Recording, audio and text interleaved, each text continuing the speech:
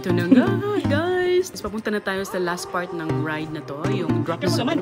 Ayun nga't nadulas-dulas pa yung isa, gawa ng mga fallen leaves nitong mga pine trees na yan. Chika muna tayo, guys. So, ito palang Dahilayan Park Adventure. Ginawa nila ito para daw sa mga taong gusto mag-escape the city life. Dito nga naman ay nakaka-unwind, nakakatanggal stress. Dito may mga koi fish sila. Pwede mo silang bigyan ng pagkain, but only the approved food from the counter. Yun, may nagbibigay ng food habang tinitingnan namin yung dalawa. At ayun na nga, inaangat na sila pataas. Ang taas nga naman yan ay 120 feet from the base.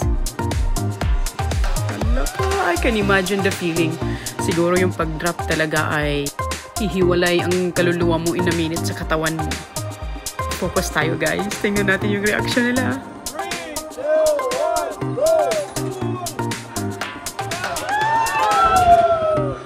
1. Ay, wow! Ang sarap sa feeling niyang big swing na yan.